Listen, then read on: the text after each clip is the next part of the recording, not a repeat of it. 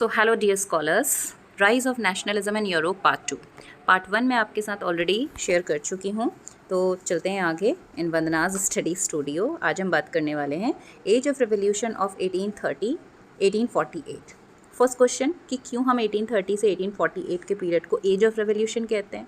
Understood है, term से ही समझ में आ रहा है, क्योंकि 1830 से 1848 के पीरियड में बहुत सारे रेवोल्यूशन हुए थे।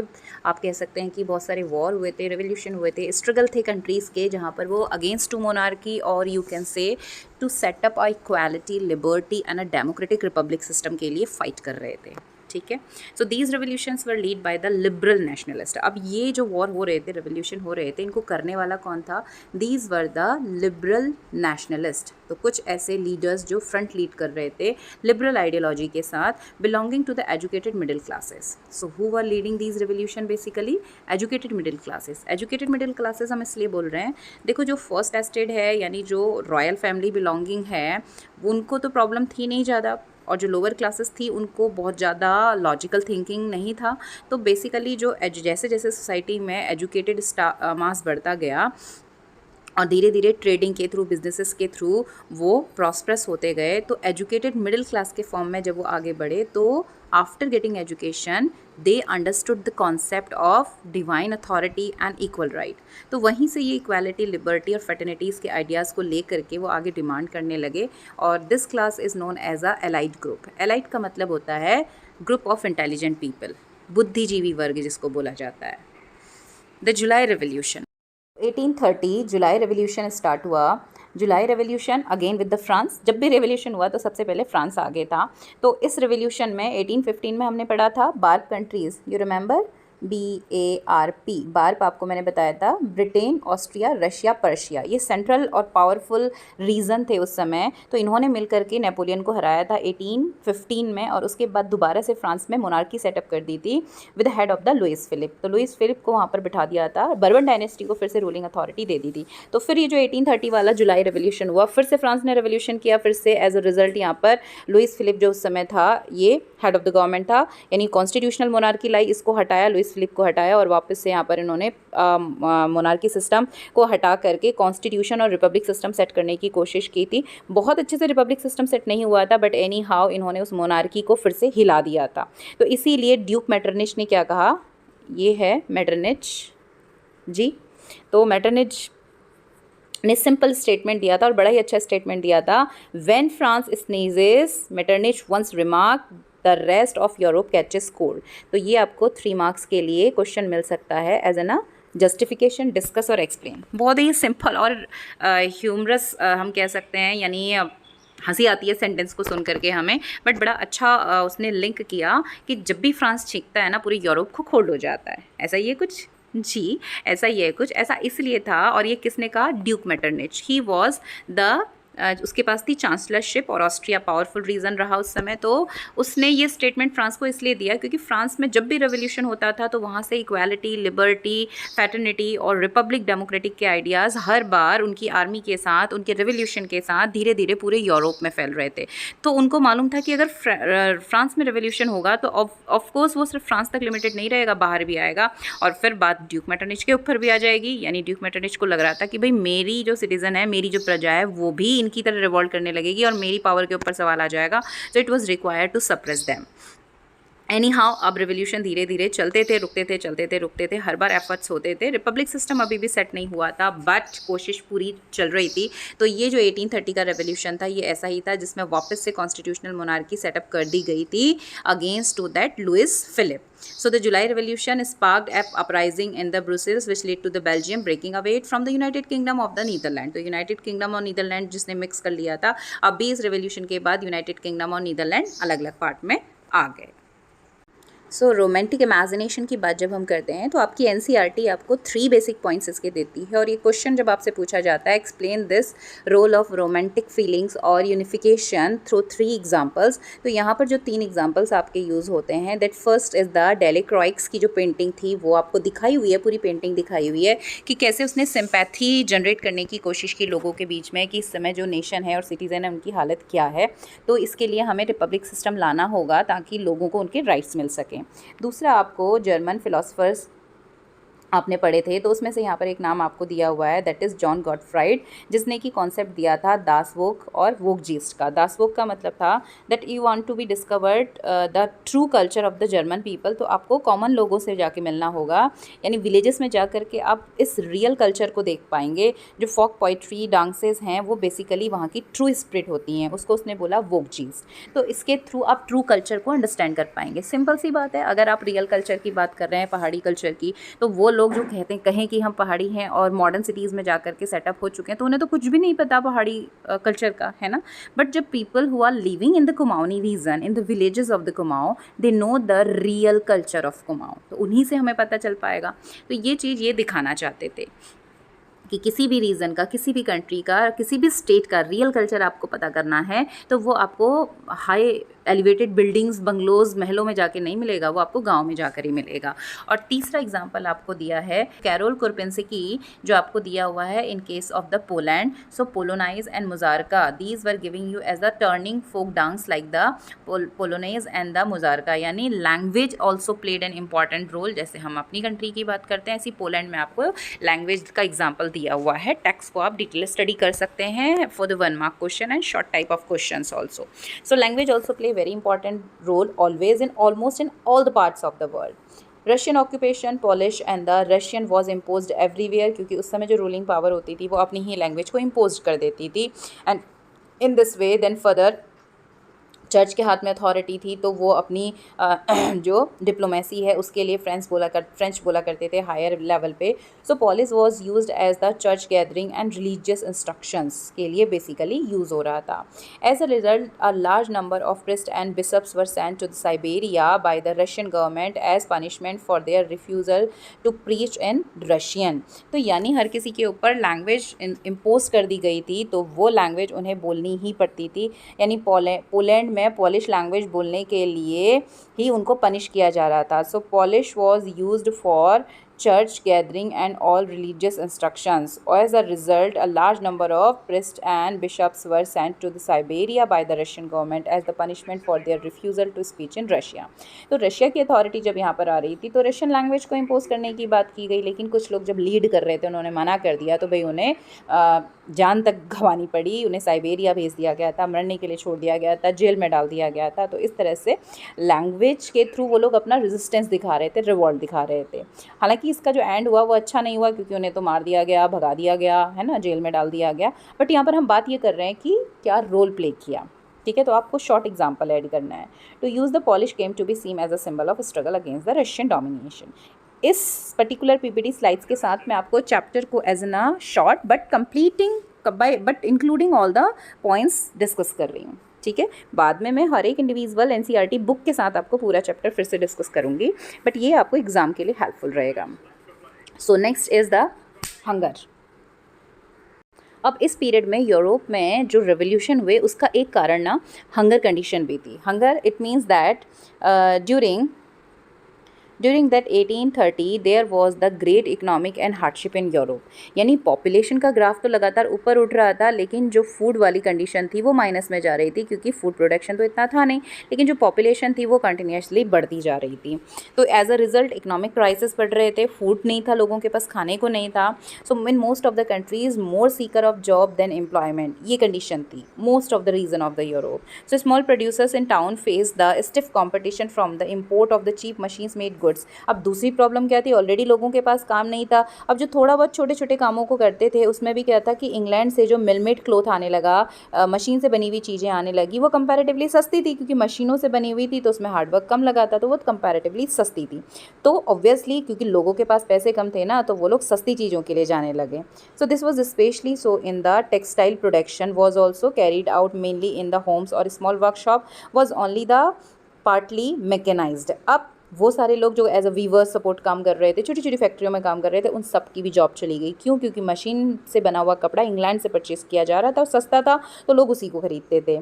So in this way there were lot of hardship, यानी लोगों के पास काम नहीं था, पैसे नहीं थे, खाने को नहीं थे, तो लोगों को बस यही समझ आ रहा था कि भाई उस समय की मोनार्की है, इस वजह से ये सारी चीज़ें हैं, डिस्क्रिमिनेशन है। तो रिवॉल्ट के लिए पूरी कंडीशन सिनेरियो चारों तरफ से बन चुका था। So rise of food prices lead to the wide spread population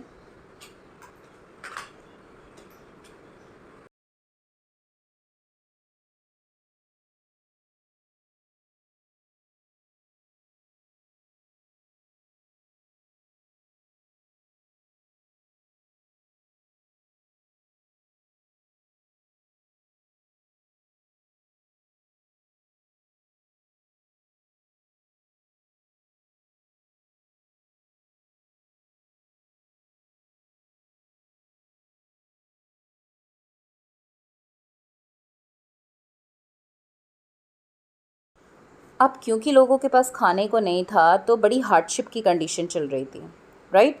hardship क्यों था? Because there was no food, लोगों के पास ना तो पैसा था ना खाना था। So during this hardship condition राजा उनकी डिमांड पूरी कर नहीं सकता था, ना खाना अरेंज कर रहा था, तो लोग बहुत ही गुस्से से भरे हुए थे। And that in 1848 there was the Paris revolt.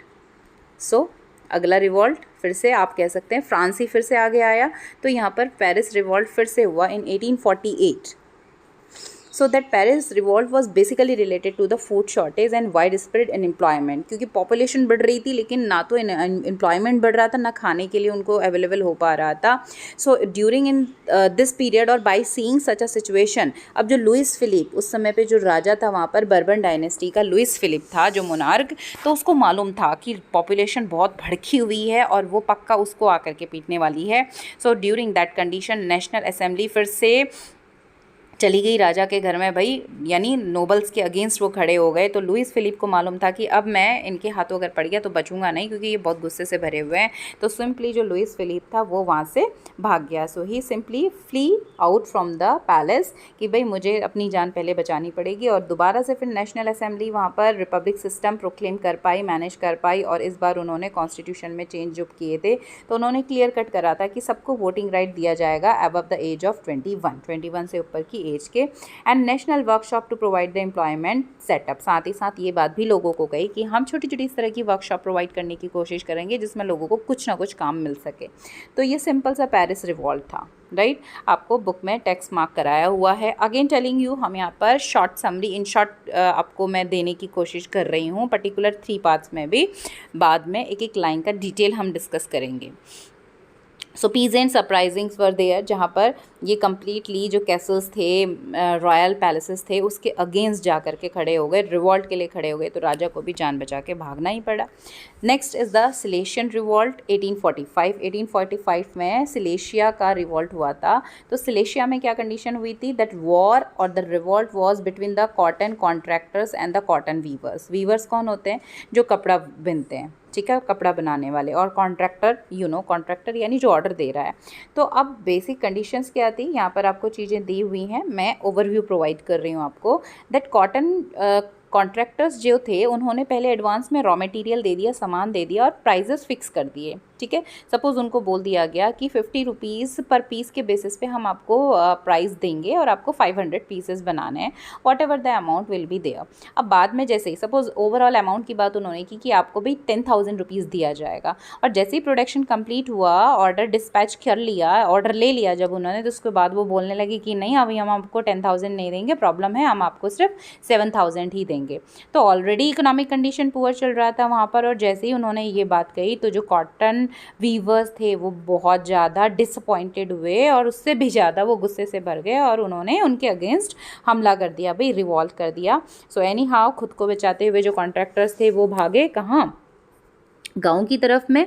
But village areas, country side की तरफ जब वो भागे भी तो गांव वालों को पता था कि भाई ये जो है घपला करके आए हुए हैं, तो उन्होंने उनको शरण देने से, शेल्टर देने से मना कर दिया।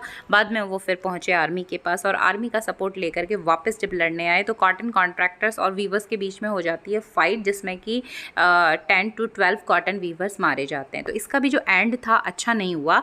बट यहाँ पर हमें बस इतना ही डिटेल दिया हुआ है तो हम भी इसको यहीं तक एंड करेंगे।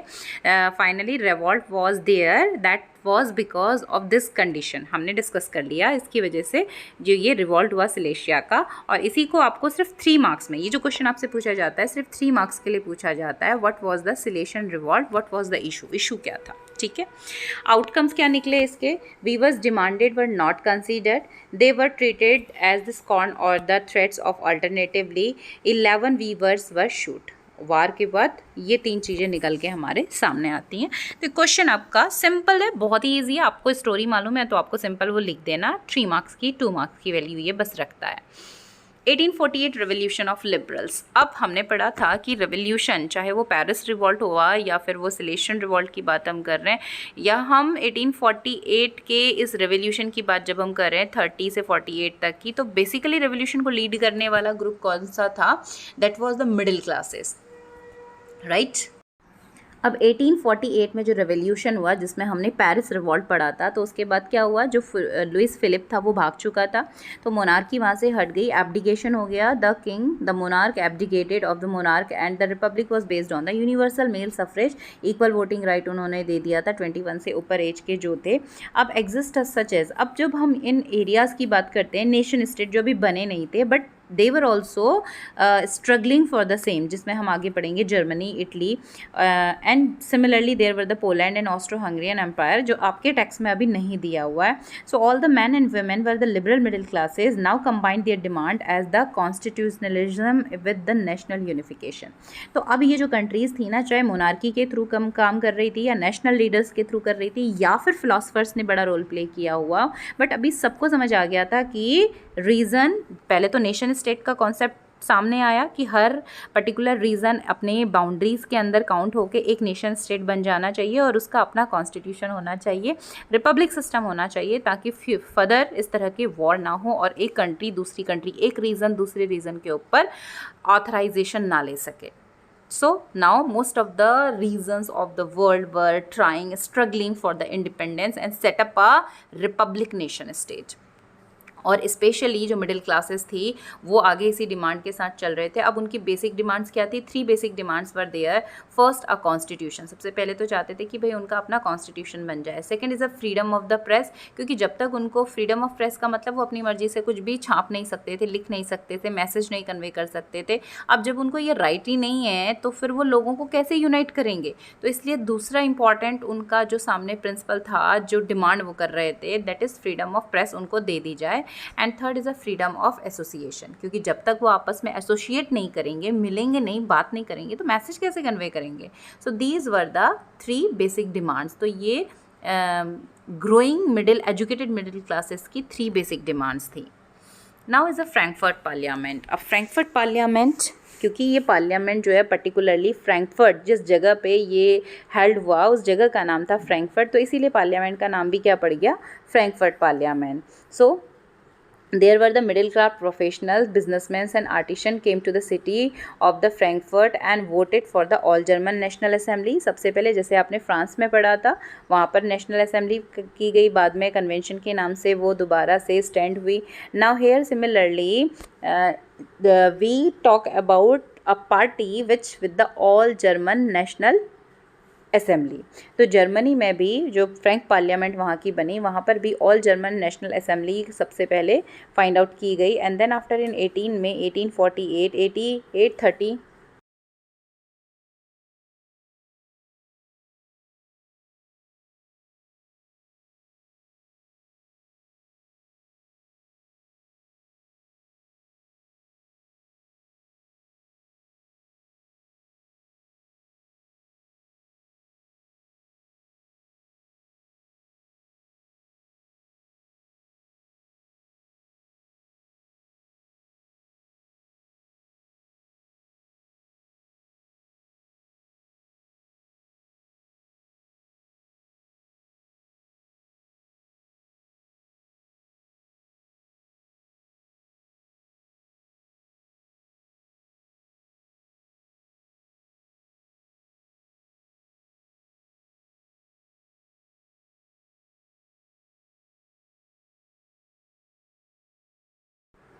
तो German parliament, Frankfurt parliament is a German parliament. तो ऑल जर्मन नेशनल असेंबली इसके लिए बनाई गई। अब यहाँ पर लोगों को इलेक्ट किया गया। So that was in 18 May 1848 election, जब रिवोल्यूशन चल रहा था जस्ट उसी के बाद में साथ साथ में बेसिकली हम कह सकते हैं 831 इलेक्टेड रिप्रेजेंटेटिव्स, कितने मेंबर्स को इलेक्ट किया गया था? 831 elected representative marched in a festive procession to take their place in the Frankfurt Parliament convened in the Church of St. Paul। तो ये सारे लोग वो थे जिनको कि लोगों ने, फ्रेंच सिटीज़न ने इलेक्ट किया था, या आप कह सकते हैं कि सेलेक्ट किया था। क्यों सेलेक्ट किया था? जर्मन कॉन्स्टिट्यूशन बनाने के लिए, ठीक है। So that they all collected in the church of Saint Paul, जिस चर्च में कलेक्ट हुए उसका नाम था Saint Paul. They drafted the constitution, German nation के लिए उन्होंने ड्राफ्ट बनाया, and that was headed by the monarchy. Subject to a parliament, यानी पार्लियामेंट्री सिस्टम होगा। लेजिस्लेटिव एग्जीक्यूटिव का कॉन्सेप्ट ऐड वो करना चाहते थे, जैसा कि फ्रेंच रेवोल्यूशन के टाइम पे मॉन्टेस्क्यू ने दिया था। तो वही चीज़ें, यानी वही सेम थ्योरी ऑलमोस्ट कंट्रीज़ ने फॉलो करना स्टार्ट किया। And still the government headed by the monarchy. अभी उन्होंने बोला कि जो गवर्नमेंट का हेड होगा, हेड ऑफ द गवर्नमेंट, वो मोनार्की ही होगा, बट लेजिस्लेचर होगा प्रॉपर, यहाँ पर लोग इलेक्ट किए जाएंगे, प्रॉपर रिप्रेजेंटेटिव पार्लियामेंट होगी। सो when the deputies offered the crown of their terms of the Frederick William I Prussian king, he rejected as and joined the other monarch to oppose the assembly. अब इन सारे लोगों ने क्या करा, parliamentary session की demand ये कर रहे थे, टाइप ऑफ गवर्नमेंट की डिमांड ये कर रहे थे। पहले इन लोगों ने फ्रैंकफर्ट पार्लियामेंट में ये सारे मिले, कौन, 831 मेंबर्स जिनको लोगों ने इलेक्ट करा था कॉन्स्टिट्यूशन लिखने के लिए। इन्होंने कॉन्स्टिट्यूशन लिखा, लिखने के बाद ये पहुँच गए फेडरिक विलियम फोर्थ के पास में, जो था पर्शिया का की अथॉरिटी जिसके हाथ में थी, पर्शिया का राजा। तो इन्होंने सोचा कि भाई इसको, क्योंकि उस समय पर्शिया एक अच्छी पावरफुल रीज़न था, तो वो पर्शियन किंग के पास पहुंच गए कि ये हमारा कॉन्स्टिट्यूशन है और आपको हम एज अ अपना जो मोनार्क हेड है उसके फॉर्म में मानते हैं। लेकिन भी राजा क्यों मानता है, राजा को मालूम था ये भले ही मुझे राजा बनने का लालच दे लें, लेकिन कॉन्स्टिट्यूशन हाथ में आने के बाद तो मेरी पावर ख़त्म हो जाती है। तो उसने रिजेक्ट कर दिया। इनफैक्ट उसने बाकी कंट्रीज़ को सपोर्ट में लेकर के इन कॉन्स्टिट्यूशनल मेकर्स को, या आप कह सकते हैं जो रेवोल्यूशनरीज थे, इनको सप्रेस्ड करने की कोशिश की। वाई, रिमेंबर, पीछे भी हमने डिस्कस किया, क्योंकि अगर ड्यूक मेटरनिच ने क्या कहा था, whenever France sneezes whole the Europe catches cold. तो यानी फ्रांस फिर रेवोल्यूशन करेगा तो फिर ये चीज़ें वहाँ तक जाएंगी। और अभी तो पर्शिया अपने हिसाब से चल रहा है, वहाँ की मोनार्की के ही फॉर्म में चल रही है, मोनार्क के पास अथॉरिटी है। लेकिन अगर वहाँ भी लोगों को ये चीज़ें धीरे धीरे आगे पता चलेंगी तो उनके लोग भी उनकी बातें फिर नहीं सुनेंगे। तो उनको इस बात का डर था, इसलिए उन्होंने इन रेवोल्यूशनरी को सप्रेस्ड करने की कोशिश की, राइट। तो फाइनली मिडिल क्लासेस ने पार्लियामेंट बनाया, तो एक बार ले गए, कैंसिल हो गया, दोबारा उन्होंने पार्लियामेंट्री सिस्टम की डिमांड की, दोबारा भी कैंसिल हो गया, and third time also. So the parliament was dominated by the middle classes who resisted the demand of the workers and artisans and consequently lost their support. अब problem क्या थी कि ये जो डिमांड थी लोगों की, उसमें यानी जो इन्होंने कॉन्स्टिट्यूशन लिखा था उसमें जितने भी राइट्स लिखे थे वो सबको लेकर के नहीं थे। यानी सिंपल चीज़, यहाँ पर जो रिप्रेजेंटेटिव थे वो अपर मिडिल क्लासेस के, आप कह सकते हो एजुकेटेड मिडिल क्लासेस के लोग थे। Still there was a huge population, जो बहुत बड़ी पॉपुलेशन थी, अभी भी वो डिप्राइव्ड थी, उनको अभी भी प्रेजेंटेशन नहीं मिल रहा था। Peasant, workers, shopkeepers, artisans, potters, ठीक है, वर्कर्स, लेबरर्स, इन लोगों का तो कहीं नाम ही नहीं था, इनके लिए कोई राइट्स ही नहीं थे। तो ये लोग, इनके जो कॉन्स्टिट्यूशन मेकर्स और जो ये एजुकेटेड मिडिल क्लासेस लीड कर रही थी रेवोल्यूशन को, इन्होंने बोला कि हम क्यों आए भाई तुम्हारे साथ, हमारे को तो कोई राइट देते नहीं हो आप, हमारा कोई कहीं रिप्रेजेंटेशन ही नहीं है। तो ये लोग इनको कॉपरेट नहीं कर रहे थे। और बाद में इस चीज़ को जो कॉन्स्टिट्यूशन मेकर्स और ये रेवोल्यूशनरी मिडिल क्लास थी, ये समझी कि हमें सबको साथ लेके चलना पड़ेगा, तभी हम इस रिवॉल्ट को, स्ट्रगल को जीत सकते हैं। तो फेडरिक विलियम फोर्थ ने तो मना कर दिया था उनकी बातें एक्सेप्ट करने से, यानी कॉन्स्टिट्यूशन को एग्री करने के लिए वो रेडी नहीं हुए थे। नाउ इज़ अबाउट, यहाँ तक हमने बात किया 1830 to 1848 के रेवोल्यूशन, जिसमें हमने काउंट किया रेवोल्यूशन, जुलाई रेवोल्यूशन जो फ्रांस में ही हुआ था। ग्रीस इंडिपेंडेंस की स्टोरी हमने पढ़ी, उसके बाद आपको दिया हुआ है 1848 का रेवोल्यूशन जो कि पेरिस रिवॉल्ट के नाम से है। Number 4 is again you have given the French revolution, before it you have given the Silesian war also, and then Frankfurt parliament हमने पढ़ लिया। तो फेडरिक विलियम कुछ ऐसे दिखाई देते थे और इन्होंने कहा कि भाई मुझे नहीं बनना तुम्हारा राजा वाजा। इनफैक्ट उन्होंने उस ग्रुप को सप्रेस्ड करने की कोशिश की, यानी ब्रेक डाउन करा उनकी उस प्रोसेस को, ताकि ऐसा दोबारा ना हो। अब हम बात करते हैं the participation of women. Women also played a very important role during the revolution. अब कैसे पार्टिसिपेट कर रहे थे वो लोग, रेवोल्यूशन में भी पार्टिसिपेट कर रहे थे। व्हेन द मेल बॉडीज़, अब इस समय पे क्या हुआ था, जितने भी मेल बॉडीज़ थी वो वॉर के लिए, या आप कह लीजिए कि जो रेवोल्यूशन चल रहा था उस रेवोल्यूशन में इंगेज थी, तो ये सब बाहर थे। तो घर को लुक आफ्टर करना, वहाँ की इकोनॉमिक नीड पूरी करना, खाने के लिए थोड़े बहुत पैसे तो चाहिए ना, उसके लिए काम करना पड़ेगा, तो वो सब वुमेन ही कर रही थी। तो इनडायरेक्टली भी वो सपोर्ट कर रही थी, डायरेक्टली भी उन्होंने अपने पॉलिटिकल एसोसिएशंस बनाए हुए थे, न्यूज़पेपर्स बने हुए थे, पॉलिटिकल मीटिंग्स होल्ड होती थी, डेमोस्ट्रेट किया जाता था चीज़ों को, and along with it they were demanding the political rights for themselves. ये सारी चीज़ें तो वो कर ही रही थी, और साथ में उन्होंने अपने लिए पॉलिटिकल राइट्स अब डिमांड करने शुरू की कि भाई वोटिंग राइट उनको क्यों इक्वल नहीं मिल रहा है।